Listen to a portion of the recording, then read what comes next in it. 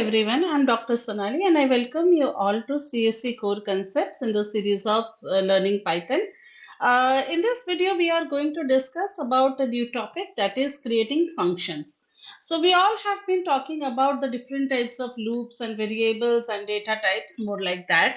But sometimes it happens that you want to have a small piece of code which you want to call it repeatedly, or you are using it for different purposes. So instead of rewriting the code again and again, it is a better option that we can create a function for it, and simply whenever you require it, you can call the function, right? So basically they are reusable blocks of codes, so which can perform some specific task. And of course it also helps you to organize certain programs into smaller sections by calling the function. So let us take, for example, you have made a portal where you are going to calculate the EMI, right? Now the EMI calculation more or less is the formula is same, but it varies based on the rate of interest, the principal amount, and many factors. Now, if you provide these values dynamically to this module, it will calculate, right? So you have, so let's say you are giving various options to the customer like home loan, then you have vehicle loan, then you have personal loan, etc., right? So for each of them you have different modules, but for each of them the EMI calculation has to be done. So instead of writing that piece of code 3 or 4 times or as many times as you are applying, you can write one function for it, and whenever you need to calculate the EMI, you can just call that function. So instead of rewriting the code again and again. So let's see how to define a function. So to define a function, we use the keyword def, right? So then this is the syntax. We write def. Then you have to mention the function name. Then you have to give some parameters. Now these parameters or the arguments are something which is optional. If you don't have a parameter, then you will simply write define, let's say function name is f1 and round braces. But if you are passing some value, then you will give some value to it. Then you are going to write the statement, and then you have to return. Again, this return is also optional. The function may return, may not return. By return, we mean that this function is going back to its calling function. Wherever you have given a call to this function, it will go and return to that. Okay. So we will see some practical examples, and of course we will see the quiz at the end. So do watch the video till the end. I will show you, I will demonstrate you how to use a function, how to call a function. So this video is going to be very, very interesting. So keep an eye on it. So let's say I am simply writing a function, def function, and it has to be written, you have to write a colon after it, and then you can print anything or do whatever you want to, and then you are giving a call to the function. Okay, so here there is one example. Let us try this example, that write a function to check if a number is odd or even. Okay, let's do it. Okay, we will write a function and then we will call the function from other module, right? So let us get started to it. So let me start writing a code. So I will give the name of the function. So how do you write a function? Def. The name of the function is odd even, let's say, and the parameter is x, because you are going to check that number. You can give x and whatever you want to, right? So now what is your condition? If x modulo 2, if there is no remainder after performing modulo operation by 2, then we say print, or you can simply say return. See, here you can either simply say return, okay, or you can even write a print. No problem for it. I will show you anyway. So let's say we will say return even, right? It is a string, so I am writing it in double quotes, right? Otherwise, else you will write return odd. Okay, so now once you have stopped or done with the function, you can execute it pressing this play button. Now here's nothing is going to be printed or nothing is going to be generated as an output which you can see, right? So therefore you will not get a printed output, but you can observe a small green tick over here. This tick shows that your function has been executed properly, right? Now let's say I want to call this function. So, and I want to print the message even or odd. So I am directly writing even odd. So I am calling odd even and I am giving the number 4, right? So let's now execute it. So it will give a call. So it is saying even. And if I am saying 11, so if I execute, it is saying odd. As simple as that. So simply you have defined a function and you are giving a call to the function, right? Even if you can do one thing, instead of returning, you can write over here print and you can simply print it. That is also possible. So you can print it even, and here also you can say print, okay, and you can write them odd. Right, so you can simply write odd. Then in this case you don't have to write print over here, simply you can give a call to that function, right? So if you have done any changes, you will have to re-execute it, and then it is saying odd, right? So this is how you can create a small function and even call for it. Now function can have arguments. What do we mean by an argument? Something which I wrote inside this round parenthesis, they are called as an arguments. Now function has various arguments, various ways of passing arguments. Let us see one by one. So first is the default argument. Default argument means you are giving a predefined value which is static, right? And you are not changing. Let's say here I have a function myfunc and I have two parameters x and y, where the x value will change, which I will take it from the user. But for y I have defined the value y is equals to 50. So it will not change. So whenever I am calling this function myfunc, I am passing only one argument, and it is obvious it is the x value which I am passing, because y value I have defined in the beginning. So if you are sure that your value is not going to change all over through, so you can define the value in this way also. They are your default arguments. Second is the keyword arguments. Keyword means what? You pass the value using parameter name, and here the order will not matter. Okay, see, you have written a function student. You have two parameters, a student name and age, and you want to print it simply. Now you are calling the function student and you are assigning the value here. S name is equals to Anil and age is equals to 10. So as per this, you have given first the name and the age. But supposedly, if you want to give age first and the name later, that is also possible. The only thing is that you have to write the parameter name. So here the order won't matter. So it will take age as a 20 and S name Pooja. That is fine, right?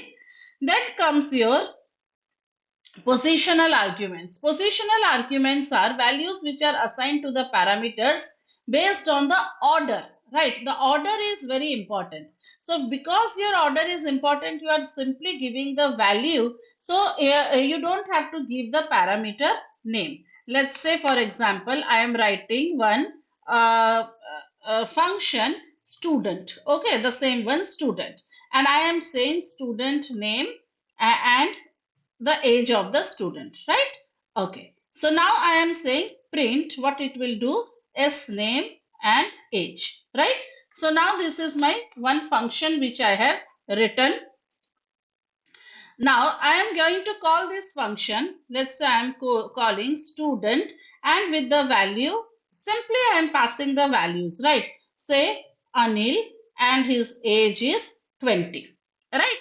So now the order is important. So Anil and 20. Now supposedly, if I am writing the value like this 20, and if I am writing here Anil, right? So I can write here, let's say name is, I can write it in the curly braces,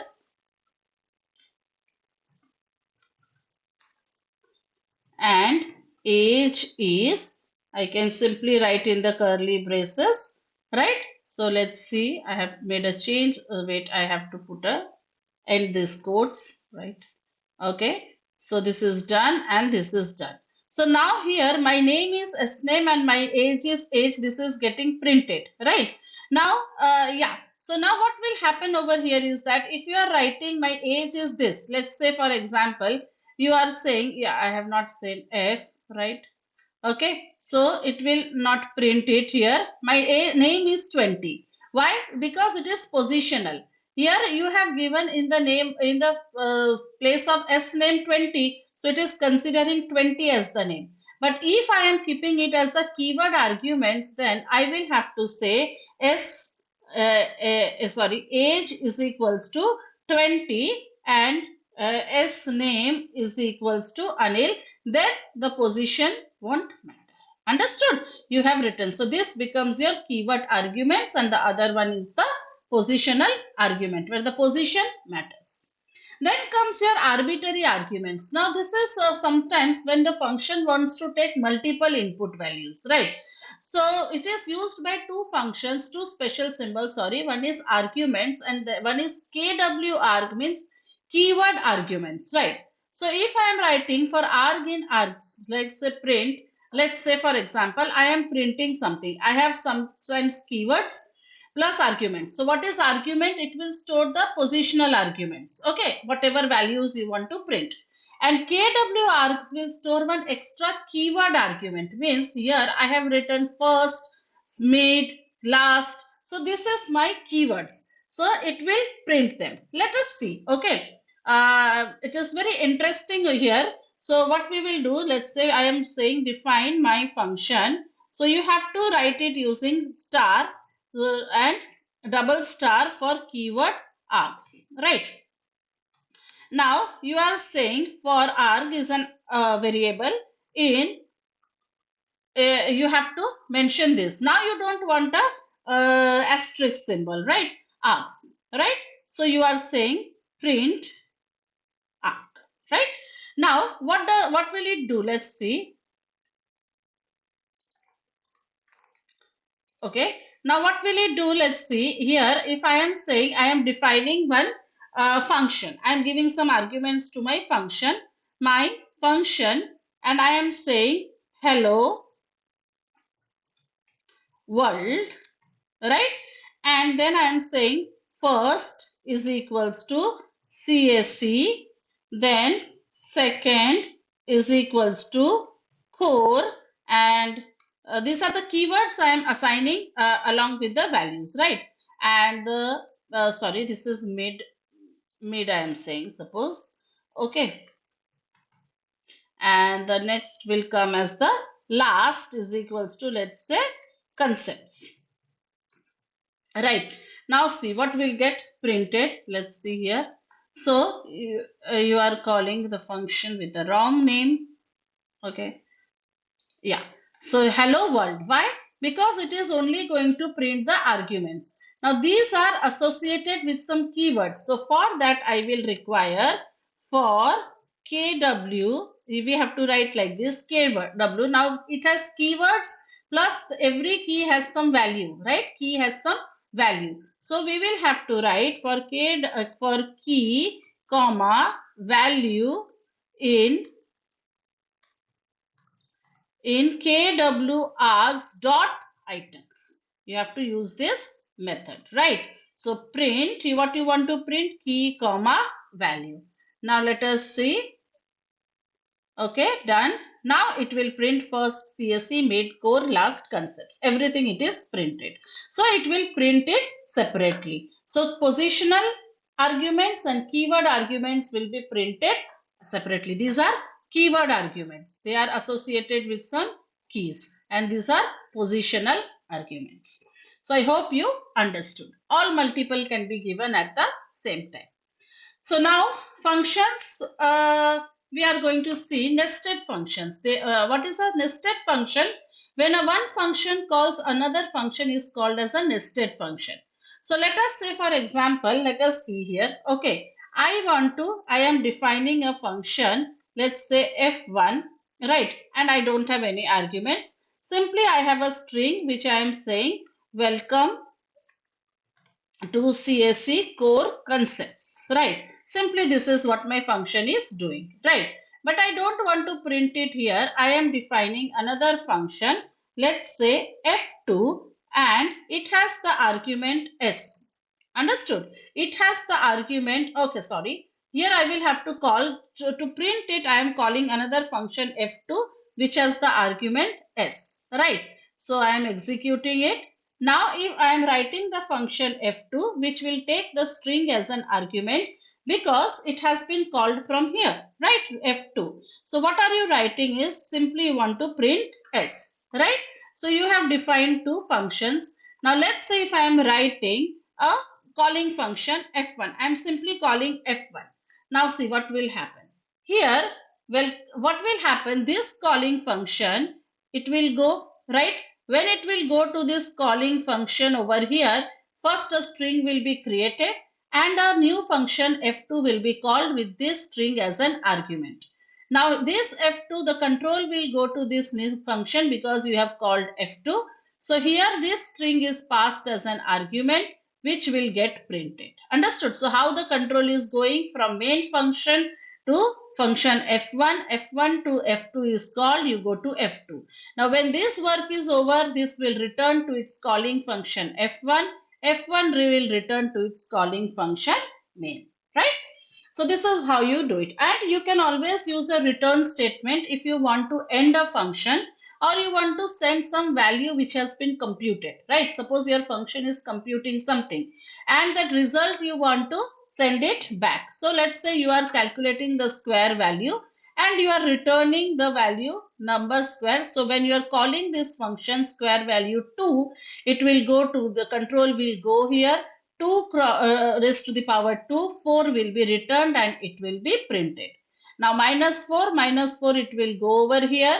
So minus 4 square, it will become 16 and it will get printed. Okay, they are the return statements. So here comes your quiz. There are two questions only this time. So you can execute this function, right? And you can tell me what is the this complete one is a function. This is a function and this is calling. So what is the output of this code snippet? You can always execute and see. And what happens to the function when it does not include a return statement, that you need to tell me when you don't include any return statement. So now in the next video, we are going to discuss a very important property of function, that is recursion. So we will discuss it in detail along with practicals. So stay tuned for the next video and don't forget to like, share and subscribe to this channel. Thank you.